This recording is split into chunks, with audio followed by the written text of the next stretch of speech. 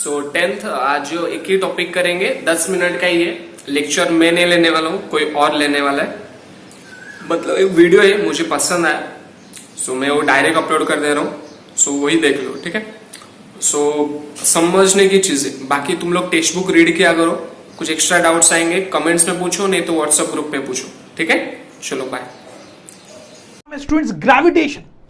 और स्टूडेंट्स मैं देखा बच्चों को बड़ा मजा आता है ये चैप्टर पढ़ने में। क्यों मजा आता है स्टूडेंट्स? क्योंकि स्टूडेंट्स आप इन ब्यूटीफुल इमेजेस को देखो स्टूडेंट्स, ये यूनिवर्स की इमेजेस हैं, जैसे प्लैनेट्स है, सेलेस्टियल ऑब्जेक्ट्स है, स्टार्स है स्टूडेंट्स। इन सब के बारे में थोड़ा मोड़ा आपने कहीं ना कहीं पढ़ा होगा, टेलीविजन पे देखा होगा स्टूडेंट्स, और ये सब आपको बहुत फैसिनेट करते होंगे स्टूडेंट्स। तो स्टूडेंट इन सब के बारे में अगर हमें पढ़ना है, यूनिवर्स के बारे में समझना है कि वहां पे कैसे चीजें काम करती हैं स्टूडेंट्स, तो ये जो चैप्टर है ग्रेविटेशन, ये हमारी पहली सीढ़ी है। This is the first step towards that. इसको पढ़े बिना तो आप यूनिवर्स के बारे में कुछ समझ ही नहीं सकते students. That's why this is going to be very important as well as a very interesting chapter students, right. अब स्टूडेंट्स इस चैप्टर की कहानी चालू करते हैं। इस चैप्टर की कहानी चालू होती है स्टूडेंट्स एक दूसरी कहानी से स्टूडेंट्स। देखो आप इस कहानी को स्टूडेंट्स, फोटो देखते आप समझ गए होंगे क्या कहानी है, कहीं ना कहीं आपने सुनी होगी स्टूडेंट्स। कौन है ये? न्यूटन। इंग्लैंड में रहते थे ये 17th सेंचुरी में, when he was only 23 years old. ये एक एप्पल ट्री के नीचे बैठे हुए थे और एक एप्पल गिरा और उनके हेड से टकराया स्टूडेंट्स। अब देखा जाए तो ये बहुत ही कॉमन सा इवेंट है स्टूडेंट्स। एप्पल को या किसी भी ऑब्जेक्ट को गिरते हुए न्यूटन से पहले भी हजारों लाखों करोड़ों लोगों ने देखा था स्टूडेंट्स। लेकिन स्टूडेंट्स न्यूटन जो थे वो बड़े क्यूरियस दिमाग के थे, बहुत साइंटिफिक दिमाग में के थे।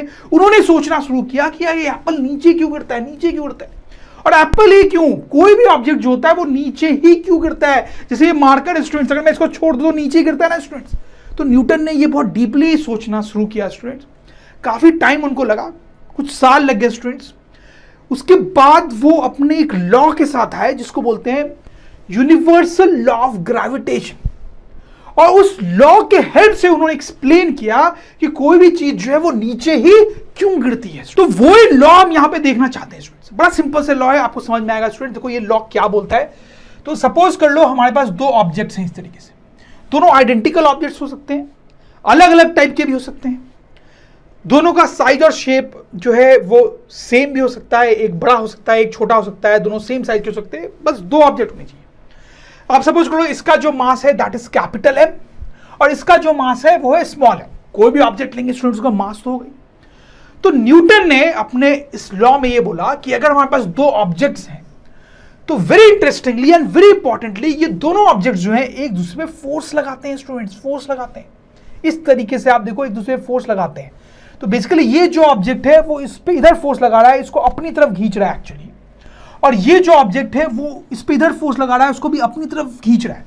तो बेसिकली हम ऐसा बोल सकते हैं कि दोनों ऑब्जेक्ट्स जो हैं, दोनों ऑब्जेक्ट्स एक दूसरे को अट्रैक्ट कर रहे हैं स्टूडेंट्स। यही है न्यूटन का law of gravitation, universal law of gravitation. Universal, इसमें यूनिवर्सल वर्ड यूज किया गया है स्टूडेंट्स। मतलब ये लॉ कभी फेल नहीं होता है। अगर हमारे पास दो ऑब्जेक्ट्स हैं तो वो दोनों के पास कुछ मास होगा, राइट, तो वो दोनों एक दूसरे को अट्रैक्ट करेंगे इस तरीके से। I hope you understand this students.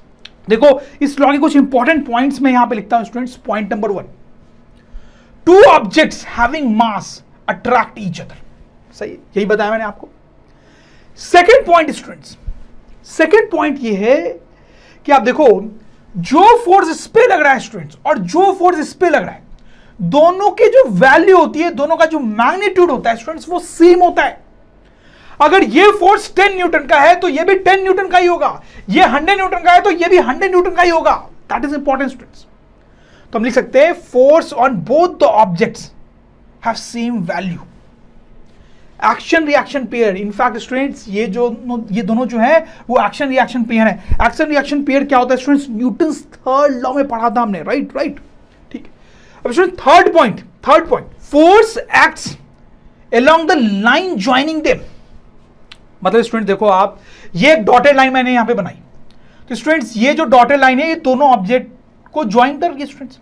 तो आप देखिए दोनों पे जो फोर्स लग रहा है उस डॉटेड लाइन के लॉन्ग ही है। That is important, dotted line के लॉन्ग ही है। वही लिखा गया है कि जो अट्रैक्शन फोर्स दोनों पे लग रहा है वो उस लाइन के लॉन्ग होगा जो दोनों ऑब्जेक्ट को ज्वाइन कर रही है स्टूडेंट्स।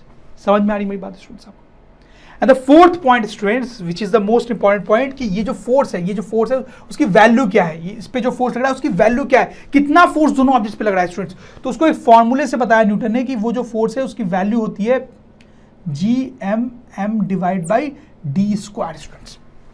तो आप देखो इस फॉर्मूले में क्या है स्टूडेंट्स, तो आप देखिए दोनों ऑब्जेक्ट्स का जो मास है उसको मल्टीप्लाई किया गया है, राइट स्टूडेंट्स। फिर नीचे डी है स्टूडेंट्स, उस पर स्क्वायर है। तो what is this D students, शायद आप समझ ही रहे होंगे स्टूडेंट्स कि ये एक ऑब्जेक्ट है, ये ऑब्जेक्ट है, दोनों के बीच का जो डिस्टेंस है दैट इज डी, ठीक है। और स्टूडेंट्स ये जो जी है वो एक्चुअली एक कांस्टेंट है, उस पर थोड़ा सा ध्यान देने की जरूरत है। उसका नाम है universal gravitation constant, universal gravitation constant, constant है वो। कांस्टेंट बोलने का मतलब इसकी वैल्यू जो है फिक्स्ड है, वो कभी चेंज नहीं होती है। और इसकी वैल्यू जो है students that is 6.673 into 10 to power -11 in SI unit. और स्टूडेंट्स इस वैल्यू को अगर आप याद कर लेंगे तो अच्छा रहेगा एग्जाम पॉइंट ऑफ व्यू से, कई बार पूछ लेते हैं, न्यूमेरिकल्स में काम आता है स्टूडेंट्स, राइट। और स्टूडेंट्स देखो ये जो फोर्स लग रहा है यहां पे दोनों पे, जिसकी वैल्यू एक्चुअली ये है, कोई भी एक फोर्स है तो उसकी वैल्यू ये है, इसकी वैल्यू भी है और इसकी वैल्यू भी है। इस फोर्स को ग्रेविटेशनल फोर्स भी बोलते हैं, राइट स्टूडेंट्स। क्या बोलते हैं? Gravitational force. तो बात समझ में आई आपको स्टूडेंट्स। अब देखो ये जो मैं आपको बताया ये आपको कंफ्यूज कर सकता है स्टूडेंट्स। कैसे कंफ्यूज कर सकता है? जैसे आप देखो, सपोज करो ये एक प्रैक्टिकल केस लेते हैं। सपोज करो ये बिलियर्ड्स टेबल है और आप देखो यहां पे दो बॉल्स है, राइट स्टूडेंट्स। अब ये जो दोनों बॉल्स है स्टूडेंट्स, इनके पास मास होगा, बिल्कुल होगा। अब अगर ये जो लॉ है न्यूटन का, ग्रेविटेशनल लॉ, ग्रेविटेशन लॉ, उसके अकॉर्डिंग हम सोचें तो ये दोनों एक दूसरे को क्या कर रहे होंगे स्टूडेंट्स? बताएं आप। दोनों एक दूसरे पे फोर्स लगा रहे होंगे इस तरीके से, दोनों एक दूसरे को अट्रैक्ट कर रहे होंगे स्टूडेंट्स, राइट।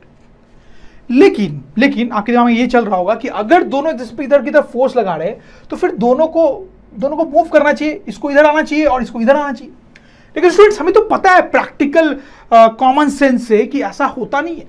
ये दो बॉल अगर ऐसी रखी हुई है तो वो ऐसी रखी रहेंगी, ऐसा नहीं होगा कि ये अपने आप इधर जाने लगेंगी और ये अपने आप इधर जाने लगेगी, ऐसा नहीं होता है स्टूडेंट्स, राइट। और एक और एग्जांपल ले लो, जैसे ये रूम है स्टूडेंट्स।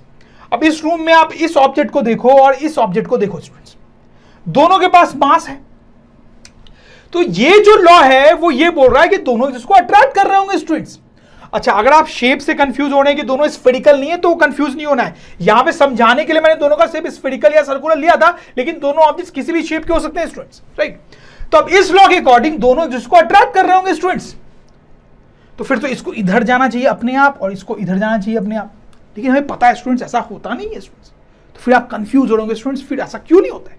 देखो क्या होता है स्टूडेंट्स कि डे टू डे लाइफ में ये जो ऑब्जेक्ट्स होते हैं इनका मास कोई बहुत ज्यादा नहीं होता है स्टूडेंट्स, बहुत ज्यादा नहीं होता है। तो उसके कारण ये जो फोर्स लग रहा है, यहां पे जो फोर्स लग रहे हैं वो बहुत छोटे वैल्यू के होते हैं, स्मॉल वैल्यू। यहां पे भी जो फोर्स लग रहा है उसकी वैल्यू बहुत ज्यादा नहीं है, यहां पे भी जो फोर्स लग रहा है उसकी वैल्यू बहुत ज्यादा नहीं, फिर बहुत कम है, बहुत कम है। लेकिन अब स्टूडेंट्स जैसे आप देखो इस सिचुएशन को देखो, जैसे दो सेलेस्टियल ऑब्जेक्ट्स लो, जैसे कि ये अर्थ हो गया, ये मून हो गया स्टूडेंट्स, ठीक है। तो आपको पता है अर्थ का मास बहुत ज्यादा होता है और मून का मास भी बहुत ज्यादा होता है स्टूडेंट्स। अर्थ पे जो छोटे छोटे ऑब्जेक्ट्स होते हैं उनका मास उतना नहीं होता है, लेकिन यहां पे अर्थ का खुद का, मून का खुद का मास बहुत ज्यादा होता है स्टूडेंट। अब ये दोनों यहां पे जो फोर्स लगाते हैं एक दूसरे पे, उसकी वैल्यू ज्यादा होती है। क्यों ज्यादा होती है? देखो फॉर्मूले में मास आ रहा है यहां पे, तो दोनों का मास अगर ज्यादा है तो ये जो फोर्स आ रहा है उसकी वैल्यू भी ज्यादा होगी स्टूडेंट्स। तो यहां पर ये जो फोर्स लगता है उसका कुछ इंपैक्ट होगा स्टूडेंट्स। लेकिन यहां पर इन दोनों का जो मास है उतना ज्यादा नहीं होता है और यहां पे ये जो फोर्सेस लग रहे होते हैं बहुत छोटे वैल्यू के होते हैं, जिसके कारण का कोई फर्क नहीं होता है, वो कुछ इंपैक्ट क्रिएट नहीं कर पाते। वैसे कोई दूसरी दो सेलेस्टियल ऑब्जेक्ट्स भी आप ले लेंगे, ठीक है, प्लैनेट्स हो गए, स्टार्स हो गए, तो उनका मास बहुत ज्यादा होता है, तो वो एक दूसरे पे जो ग्रेविटेशनल फोर्स लगाते हैं उसकी वैल्यू बहुत ज्यादा होती है। तो आप मेरी बात समझ रहे हैं स्टूडेंट्स कि इस तरह की डे टू डे सिचुएशन में भी ग्रेविटेशनल फोर्स लग रहा होता है, लेकिन उसकी वैल्यू इतनी कम होती है कि उससे कुछ भी होता ही नहीं है। ग्रेविटेशनल फोर्स जो है वो ज्यादा तभी होता है जब हम जनरली बहुत हैवी मास के ऑब्जेक्ट्स की बात कर रहे होते हैं, सेलेस्टियल ऑब्जेक्ट्स की बात कर रहे होते हैं, वहां पे ग्रेविटेशनल फोर्स अच्छा खासा होता है और उसके कारण कुछ इंपैक्ट आता है, ठीक है। अब ऐसे तो स्टूडेंट्स देखो, ये मार्कर है और ये मैं हूं, ठीक है, ये मार्कर है और ये मैं हूं, तो इसके भी पास भी मास है, मेरे पास भी मास है, ये मार्कर को मेरी बॉडी अट्रैक्ट कर रही है और मेरी बॉडी को मार्कर अट्रैक्ट कर रहा है स्टूडेंट्स। लेकिन ऐसा नहीं होगा कि मार्कर आके मेरे से टकरा जाएगा, ऐसा तो नहीं होगा। क्यों स्टूडेंट्स? क्योंकि इस पे जो फोर्स लग रहा है वो बहुत कम है, ठीक है, वो जो ग्रेविटेशनल फोर्स लग रहा है बहुत कम है, और मुझ पे भी जो इधर जो ग्रेविटेशनल फोर्स लग रहा है वो भी बहुत कम है students. I hope you understand. So let's remove all this. एक और एग्जांपल मैं आपको दूं तो अगर ये रूम में दो लोग हैं स्टूडेंट्स, तो इनके पास ही मास है, ठीक है, तो ये दोनों भी एक दूसरे को अट्रैक्ट कर रहे हैं ग्रेविटेशनल फोर्स से, लेकिन वो फोर्स इतना छोटा है कि उससे कुछ होगा नहीं। तो this is very important point students कि ग्रेविटेशनल फोर्स की सिग्निफिकेंट वैल्यू सिर्फ कब होती है? जब ऑब्जेक्ट्स का मास बहुत ज्यादा होता है, जनरली सेलेस्टियल ऑब्जेक्ट्स के लिए, जनरली सेलेस्टियल ऑब्जेक्ट्स के लिए। तो स्टूडेंट्स हम लिख भी सकते हैं कि gravitational force plays important role mainly for celestial objects and not for objects on the surface of earth. समझ में आया बात स्टूडेंट्स?